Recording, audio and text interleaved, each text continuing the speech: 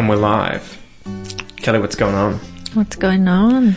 Not much. So, I found this really awesome article that I wanted to discuss with you from UK College of English. You can go check them out, guys. ukenglish.org.uk. And the article is called 8 Easy Ways to Improve Your English Reading Skills. And I thought Kel would be the perfect person to have on the podcast. Because I love reading. Huh? Because I love reading. Yeah, and because you've gone through IELTS and you've had to prepare for the reading on our IELTS, but also Kel's a freaking machine, guys. When Kel was learning English in her first year, yes, she read over 1,000 books. No, wasn't that? How many books did you read? Probably around 30 books. Animal. Yeah. That's probably everything I've ever read in my life. That's a combination of unemployment and embarrassment, because I couldn't speak English properly. I was like, you know what, I'll do it. And then So before we get into this, tell me about that. You got to Australia and you didn't have a job because you didn't speak English. Yes. You weren't studying here. You were on a partner visa at the time.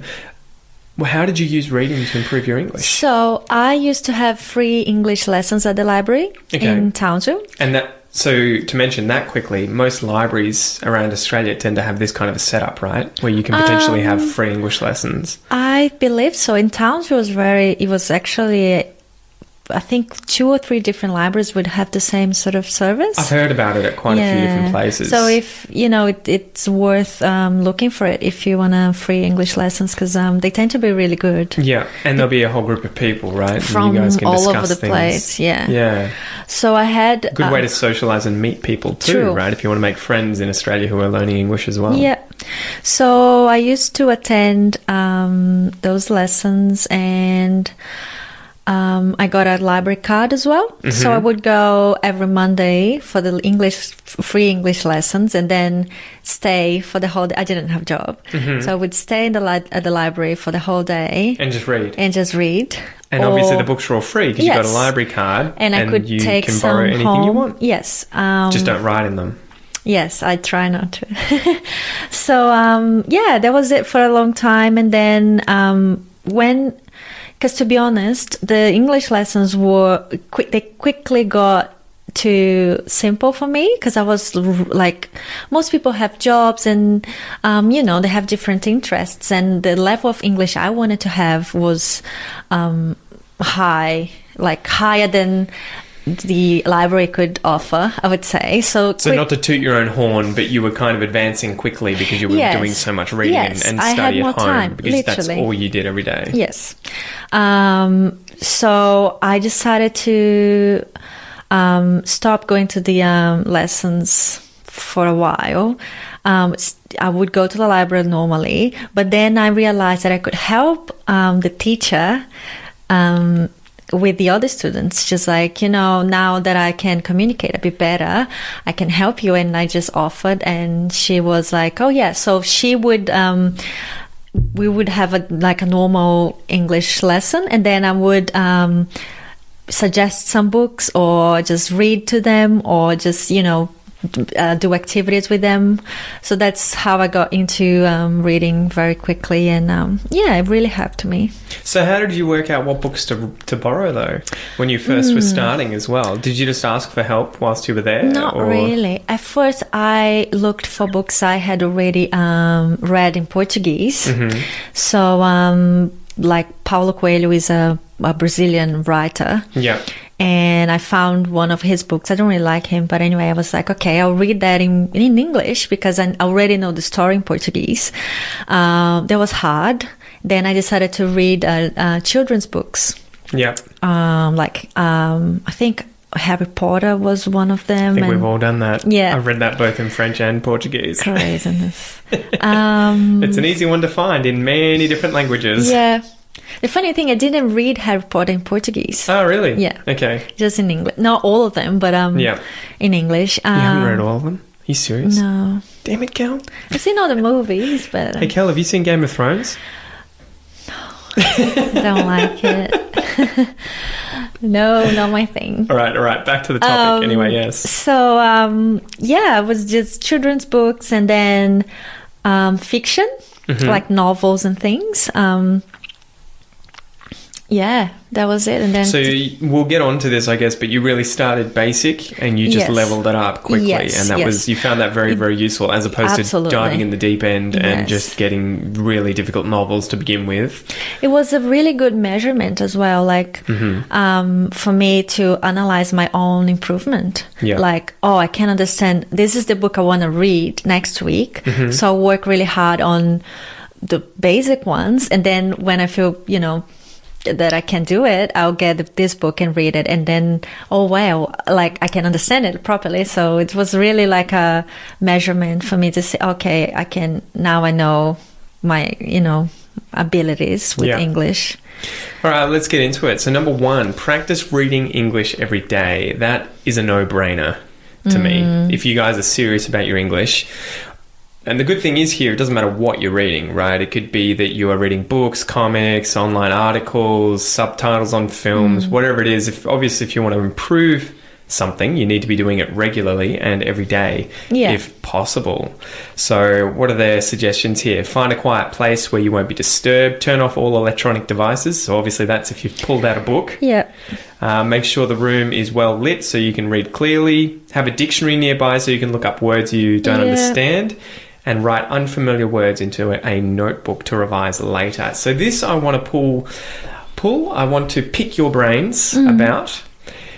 What did you do with looking up words you didn't know when you were reading these books? I would, you say underline? Exactly, Underline them. Underline the words. Yes, and I wouldn't stop my reading at exactly at the same time. I would just be like, okay, I'll find a meaning later. Because I didn't want to stop the Well, you don't want to be starting constantly. Oh, okay, I've read a sentence and I've got 5 words I have to look up in the dictionary. It's not really encouraging, is it? No. Like if you're reading something, it's like, oh, like 2 paragraphs and I can't understand like 10 words. It's just like, why? What's the point? So I would just keep going, try to understand them on like the context. And based on the context, yeah, and then later get the definition. I think that's a really good way of learning too. Quite often, you're obviously going to go through it and you're going to have some words that you need to look absolutely. up. But then the good thing is once you've looked them up and you've learnt them, you have to then go back. And I would always suggest going back to find where they were in the text to understand the context again. So you kind of test yourself the first time. Do I understand this new word based on the context?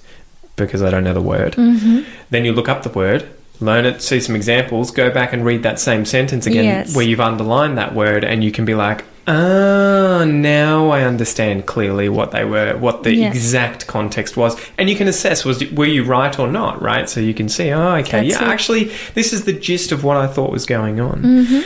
But the good thing here too is I would say, write them down and revise them later. So the act of writing the word down too will help you remember it, especially if you write out the definition of the word and the sentence that you read where that word was used. And then you can revise those whenever you want. Yeah. In the book, you can write them out, you can have them on your computer, whatever it is. But I would also suggest, sorry to interrupt, don't go too long without looking up the words. So you can get carried away sometimes and read a few chapters, but I would usually do 10 pages or a chapter at a time. So you would finish a chunk of the book, a chapter, and then go look up all the words you didn't know, because the context and the sentences will still be in your mind. Whereas if you read the entire book and then you go back and trawl through, one, you probably won't do it because you can't be bothered. Yeah. 2, you'll get lost and you won't really remember it. So break it down into manageable parts. Yeah, that's it. I think for me, because I started with small books and, children's books are not really difficult. Yeah.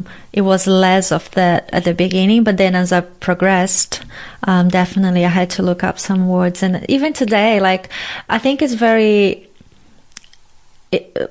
difficult to read something and understand every single word. It's depending on what you're reading, right? Well, that even happens to me. I might recognize the word, but I may not necessarily understand it. And even today, I had to look up something. The word was parochial, and someone had used this. And I was like, okay, I hear this all the time, or at least occasionally, from intellectuals when they're using very sophisticated language, but I didn't know the context and how to use it. And to be honest, I can't even remember right now the definition, so I'll have to look it up again. But that was an example where even I heard this word being said and I was like, crap, I hear this all the time, but I don't know how to use it. Yeah. Synonyms. Like Yeah. you just, Yep. you might know one word, but there's so many synonyms to this word, and then it's impossible to know all of them. A good trick to do that I would suggest, obviously, you can use Google Translate, where you will put the word in the English side and then have it translate into your language so that you get a solid idea of what it means. But then it'll also show you synonyms for that word in English, but also synonyms in your language, so that you can really get a good idea of it. But another trick is using Google search and typing in the word definition and then the word that you want to search, right? So if I was looking at parochial, I would type in definition parochial, and it will usually give you the Google dictionary definition of the word with example sentences, with synonyms and everything, just the first result. So that's a really good trick, using the word definition and then the word or the expression that you're searching. Yeah. All right, number 2. What's number 2 there, Kel? Choose books that interest you. Another no-brainer. This is an obvious one, obviously. Very obvious, yeah. So it may be that you get a bit overzealous, you get a bit excited, and you're like, I'll just pick the first book that I find. But it's much better to read something you enjoy that you're going to want to do more of, right? Than to pick something that you're going to hate. Because then you have the added difficulty of not only, sitting down and learning or reading in a different language, but reading something you don't like and you wouldn't read in your own language. Absolutely. I have this problem that I start reading a book, and if I don't like it, like the first 2 chapters, I'll stop. Some people have to go to the end, and I'm like, no, don't like. It's better to do that. It's better to do that. That's that's better, much better, I think, because you're more likely, if you drop the book there after 2 chapters and find something you like, you're probably going to do more reading in the same amount of time than if you continued with that book you didn't like, right? And you said, I'm only going to get a new book when I finish this one. Yeah. So I think that's much better. But I would suggest searching for books online and reading reviews of them or reading what they're about. Usually, obviously, you flip the book over and find out if it's an interesting story. And if you go to a library and borrow books, don't be afraid to take them back if you don't like them. Yeah, and find something else. Yeah, find something else. Most importantly, as I always say to my students, is enjoy the process of what you're doing. Pick something you would read in your own language. Otherwise, it becomes a massive chore. Because for me, reading wasn't only a way to learn English. I didn't want it to become a task. Like, I have to learn grammar, and usually it's not enjoyable, right? It tends to be quite difficult, and you get confused and everything. So with reading, I was like, okay, now it's my spare time. I want to do something I enjoy. Exactly. And then I would just choose a book and read it. But well, that's a good sign. If you're seeing it as something you're going to, I want to read this book and then now you're and studying relax. at the same time. Exactly. 2 birds, 1 stone. You're doing 2 things at once. And that's a good test, what we would call a litmus test, if you're going to like it or hate it. So if you see that you're trying to avoid this thing, obviously get a new book. If you see that you're doing this thing because you really enjoy it and you're doing it without effort and for a long period of time without thinking about it, good on you, keep going. So what's the next one, Kel? Read books to match your literacy level. That is really important, I think. I was when I was learning French, I was often thinking about this and calling it sort of riding the wave. So, for instance, you need to get a book that that is at your level or just in front of you, so that you're more likely to continue on. You're going to be able to understand enough to want to keep going, and for it to be effortless, as if you were surfing on a wave, right? It's much easier to catch a wave and go from out in the deep ocean into the shore because the wave kind of pushes you, as opposed to having to swim or paddle the whole way in by yourself without that added, push. So if you can find something at your level that you find easy to read, that you enjoy, that will act as a sort of push, and it'll advance you quicker than if you pick something that's either too hard and really difficult and boring because you have to look up every second word, or too easy where you're not getting pushed at all. It has to be a challenge, but it can't be too hard that you can't overcome it, that you can't accomplish it. Like I wouldn't choose scientific sort of articles, you know, just because that's out of my depth. Personally, personally. Obviously, if it's relevant to your career and it's your interest, do go it for sure. it. But for me personally, it was just pointless to try to read those very complicated medical articles because and if you have no reason to and you wouldn't do it in your own language anyway, what are you doing? Absolutely. Later on I had to get more into academic articles though, like for IELTS, because I did the academic test, so they do have a more complex language, but just start with something you like and make sure it's not too hard that you can't. It is make sure it's a challenge, but not too hard that you can't do it. That's it. And I sort of see this as the how far in front of the donkey are you holding the carrot? So this is a weird kind of analogy, right? But you imagine that if you're sitting on a cart and there's a donkey pulling the cart, you'll all know that kind of image of the man on the cart holding a fishing rod with a carrot on it in front of the donkey to get the donkey to move forward. Now, if the carrot is too close to the donkey, that is, if your materials that you're reading are too easy, the donkey's just going to eat the carrot and it's not going to move forward. So you're going to consume the material, but you won't improve. If the carrot's too far in front of the donkey's going to flip you off, give you the rude finger and say, I'm not moving, it's too difficult, too far, I can't be screwed, this is impossible. And so if you pick something that's way too difficult for you to do in English, you're going to just avoid it because it's going to be too hard.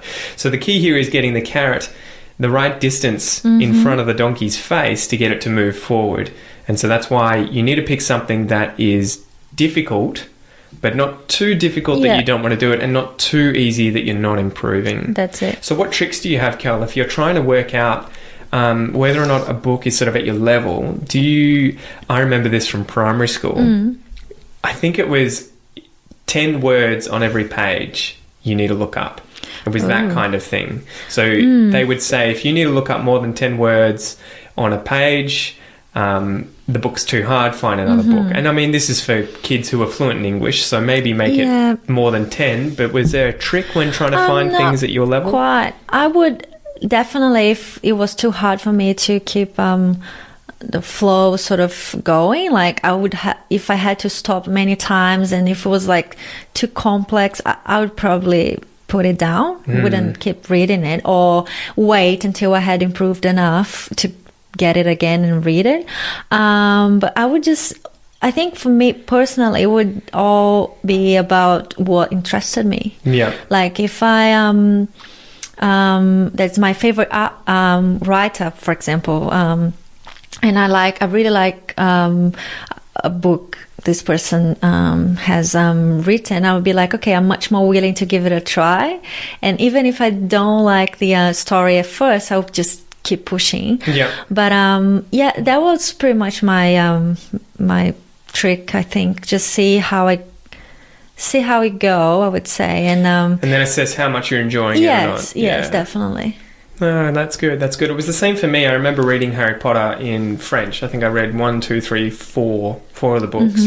And I remember the first one having to look up probably 20 words every page. But I liked it, and I liked the book, and I liked the process, so I kept going. Yeah. And then by the second book, I was only looking up a handful of words every page. And by the time I got to the fourth one, it was like 1. Every page. So it doesn't take long for that to kind of wear off. And if you're enjoying the process, just keep going. Yeah. Number 4, Kel, what's number 4? Read many different kinds of texts. So why is that important? Because I guess it expands your vocabulary, right? Exactly. You're going to get exposure to many different things. If you only read Harry Potter, you're going to get a basic understanding of English, but your exposure is going to be pretty limited. Yes. You're going to get, conversational English, probably a whole bunch of words that are pretty useless. Like expecto patronus or whatever it is, all of those random words that are related to casting spells and magic.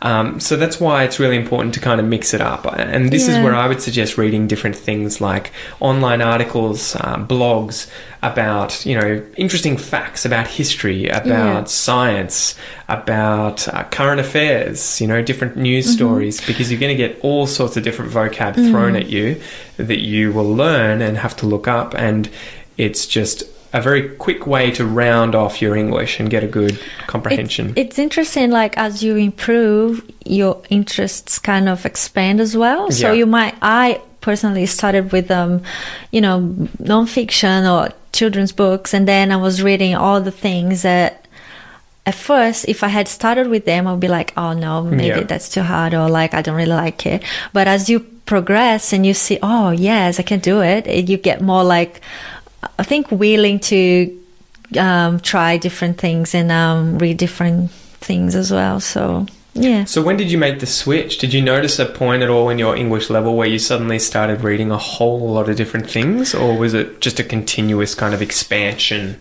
Probably a continuing expansion. Continuing expansion. Yeah, probably. But I remember the best feeling was hearing a word, or I don't know if it was someone who said it or if I read it somewhere else, and I knew the meaning because I had seen it in a book. Yeah, I was like, that. Oh, so good. I was like, already know it. That's a good point to make too, because it does bleed over into your listening comprehension Definitely. and your speaking. I think if you all of these, you don't improve your reading and listening and speaking and what's the one that I'm missing? Writing independently.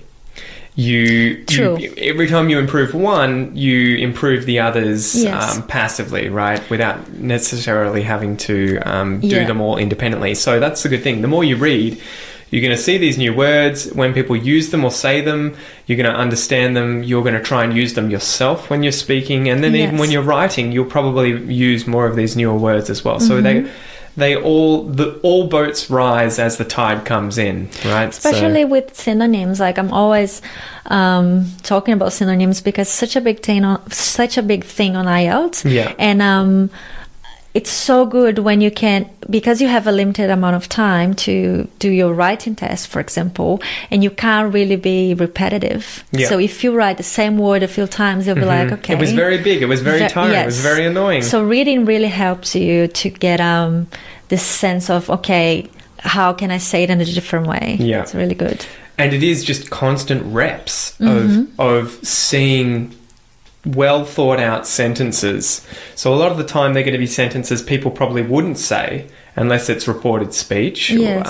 But you're going to see good grammar all the time. Yes, so the more you read, the more perfect or the better your grammar is going to be getting, because you're seeing perfect grammar all the time because it's been edited by a lot of people. I'm not sure if it's worth mentioning, but because not so much nowadays. I'm not reading as much as I want to. I don't have time, and there's so many other things to do.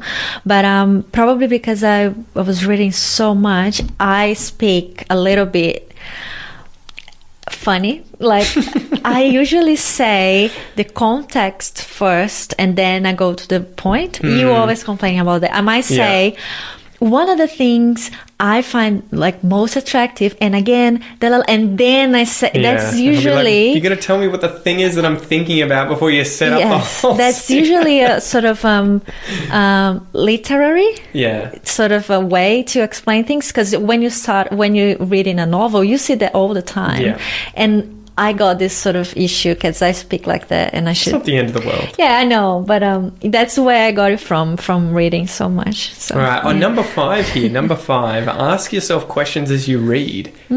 Now, I don't remember as specifically doing this myself. Me neither. That's what I was going to ask. Did you ever do this? So they've said here, as you read, ask yourself questions to see if you really understand what's going on. I would what I would do, I remember this book, it was so hard to go through it. It was just so confusing. And I had to go back a few chapters to understand what was happening. I was like, okay, so that's the story, but who is this person? And I would go back. So I wouldn't necessarily ask me questions, but I would, so let me read this again. I might have, misunderstood something. See, I think that is probably what I did as well, and that's probably a much better way of doing it. If you find yourself reading something and you're lost, don't just keep going. And I do this all the time in English, where I'm reading an article and I'm daydreaming. I'm thinking about something else, and I'm like, how the hell did I just read a page of something and I don't even know what they said? I'm sure you guys have done the same thing in your languages. So the important thing here is, I guess, if you notice that you're getting lost, or you don't know who's the main character, where's the story set, what's happened so far, just go back and read it again. And you're going to reinforce, all the vocab you just went over anyway. So there's no losing by doing that. I mean, I know in your native language you tend to not want to go back because you're like, I've already read this, I don't want to read it again. But the good thing is you need to reinforce these things in English, so don't feel bad for doing that. Yeah. Number 6, Cal. Read words and sentences again and again. There you go. Yeah. Yep, there you go. I didn't even notice that until just now. I know. Not so much with reading, to be honest, but for me, listening to podcasts, I would listen to like a 30-minute episode and then listen again, writing everything down. Yeah.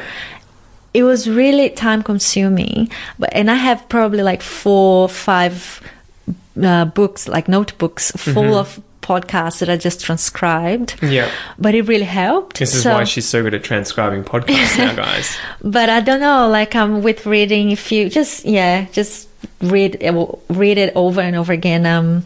I like writing. Yeah. So I would, if I was like, oh, this is a really interesting phrase, I would just write it somewhere else and write it again. And I don't know, just to have exposure. I don't know. I think it's good. I think I would say that too. Read words and sentences again and again. And I would probably add to that, read them out loud. You don't have to do it for the entire book. But every now and then I would do it to test my pronunciation or fluidity of speaking. I remember in French, like, you feel like in your head you're reading everything really well. Yes. And it's very fluid. But you need to say the words out loud to really test.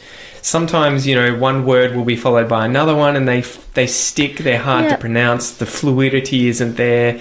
And so I had to keep testing myself and saying these things out loud, reading these sentences. And you'll even hear that with native speakers when you're reading something that you aren't creating in your own mind, like I'm speaking right now. I know what I want to say. When you're reading something, it can be stop-start, and, it's good to just practice that aloud. It's good if you have someone to correct you as well. Like, yes. Yeah, like a native speaker to be like, oh, contractions. Yeah. We can talk about that later. Yeah. All right, number 7 is use flashcards. Now, this is something I'm a massive fan of. I really, really like flashcards. Did you use flashcards at all, Kel? Not really, no. So you can do this with physical flashcards, where you have what are pieces of card or paper with 2 sides that you can write on one. And then, so for instance, you write the word you've just learnt on the front, and on the back you write the definition and maybe an example sentence. That would be a flashcard. So you can flash it in front of your eyes, right? You look at one side and you go, okay, what's this word? I can see the definition and the example sentence. This is it. Or you can do the other way around, show yourself the word and then try and guess what it means. I did this a lot for French, and I found that it made the words stick in my head a lot quicker. And you can do it with a computer program. I used the program called Anki, which is A-N-K-I. A-N-K-I. It's free. Download it. Look at the YouTube videos online on how to use it. But if you're interested in flashcards for learning vocab and sentence structure, it's really good. It is interesting. I think you're a very visual learner. Yeah. And I have a little bit of that as well. Like with writing, I would write a whole sort of podcast just to have it. Now I can see it. It's much easier for me. I didn't really use flashcards, but I was definitely writing things over and over again. And the funny thing, I would remember where in the book the word was, like that I had written before. I would be like, okay, I don't remember the meaning, but I know where to find it. So I would go back and just really your mind starts working like a camera. So you kind of like, it helps. It's really funny. I remember with French that I was learning all these abstract words from a TV series I was watching, and funnily enough, I can't remember the words anymore, but I remember learning the word for a dam. Like the thing that holds water back, a dam, in French. And I had a friend who was speaking to me who was French, and I used the word, and she was just like, what the hell? Yeah. How do you know that word? That's so Yeah. random. And I was like, because I just learned it from this TV series Yeah, and this so the good. flashcards taught me the word. That's good. It's so good when someone recognize, like, because it's usually it's easy to be hard on ourselves, like, oh, I'm not improving, and then someone comes to you and say, wow, how do you know that? And Yeah. again, I know I'm going over synonyms over and over again, but that's why it's so good to know them, because you at some point you'll be saying things in a different way and people will be like, oh, that's it. Yeah, exactly. You know how to... Well, and I try and do that. You'll notice that in the podcast quite often, regularly, generally. Yeah. I repeat words in different ways Yes, because you I do. want to expose you guys to how I would say things with synonyms. And so I do that here in the podcast to teach you new words, but quite often native speakers will do that. And you probably do that in your native language, where you will Yep. say, oh, the thing was really big. It was enormous. It was humongous. You'll use multiple words like that, which is something to think about doing on the IELTS, whether writing Yes. or speaking, trying to describe things in multiple ways. Yes, And you can do that as a absolutely. practice sort of thing on your own as well, when you're, just sit in your room and describe things around you and try and use multiple words or multiple ways of describing those things. So the last thing here is work on your fluency. Yay. So what have they said here? Hesitating after every word can make it really difficult to understand what's going on in a text. For this reason, it's worth improving your fluency. One way to do this is by revising sight words. Not sure what they mean there by sight words. I guess it's words you can see. There are common words such as the and him and her that you should know at a glance. Okay, Yes. so words that you see and you instantly know what the word is. So this is where I think reading out loud really comes into its own, where it's going to be very helpful. And again, knowing different ways of saying the same thing will Yes. help you with your fluency as well, because you Yeah. might not... I don't remember the meaning of every single word I want to use every single time. So I'm like, okay, how can I explain that? That's a different way. That's it. Yeah. So it helps you, I guess, both ways. Yeah. And you will have noticed this, Kel and I, well, when we were sitting up in bed late at night, I used to practice my flashcards. I used to practice my French flashcards and my Portuguese flashcards. And she Yes. was always like, are you casting a spell on me? Like, because I would be there whispering, I'd be Yeah. saying the things That is aloud. so good. Because I would be using it as a practice for reading, and then I would try and speak at the same time to get the muscles in my mouth used to those Yes. structures, those sentences. Even if I'm not really saying it very loudly, I would kind of try and utter or, mumble or just quietly say those words in the sentence as another way of practicing. I don't know if other people experience the same, but when I started learning English, I was really embarrassed of listening to myself speaking English. I was like, I sound horrible. I don't pronounce things correctly. But it's something you have to get used to. Yeah. I'm and sure the only I way sound... to overcome that is Yes. by doing more. Yes, I sound completely different Portuguese. Yeah. But you kind of have to find your... I don't know. It's hard. It's Yeah. hard to get used to it. But that's one way to improve, right? Exactly. So I guess we'll finish up there, guys. There are 8 really good ways. Have you got anything else that you want to add to that list, Kel? Are there any other ways that you improved your reading skills when you were learning English in Australia when you first got here? I was just doing a lot of reading, but with IELTS specifically, there are lots of samples, IELTS samples online. Yeah. And for the reading test, it's really important to understand how the test works and to time yourself. Yeah. So you won't have time to read a 2-page article. Yeah. You just won't have time. So you have to practice, like scanning and those Yeah. things. When you read and you just try to get the gist. Yeah. Is it right? Exactly. Get the gist of something. Yeah, because you won't have time. So as you improve with your reading, and if you are doing planning on taking IELTS, just have a look and see what we can do about it. Well, I think it's important for any exam, right? Whether it's Cambridge, IELTS, Yeah, PTE. yeah. Don't just think, I read a lot of books, so I'm going to nail this No. exam.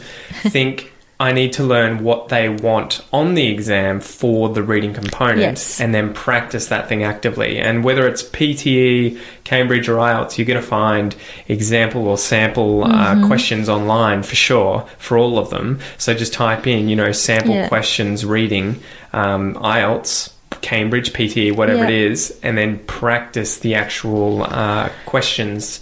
And reading themselves. techniques as well. Just Google it and see what you find, because as you're saying, it's a very different thing. It doesn't matter if I had read 30 books, okay, I'm ready for IELTS. Probably not. No. I would probably get a really low mark, because it's all about knowing how to do the test. Well, ironically, I'd probably get a lower mark than I would if I didn't look at what was required, or what they were expecting on the test. Even as a native speaker, if I went in and took my time reading this article and didn't realise how much time I get and don't finish it, I'm not going to get a very good score.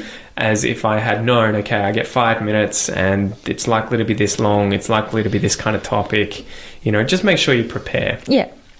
Awesome. Cool. All right. Well, that's it. I hope you guys have enjoyed this English reading skills article. Remember to go check it out. There'll be a link in the transcript, and it is ukenglish.org.uk. And the name of the article was 8 Easy Ways to Improve Your English Reading Skills. See you next time, guys. Bye.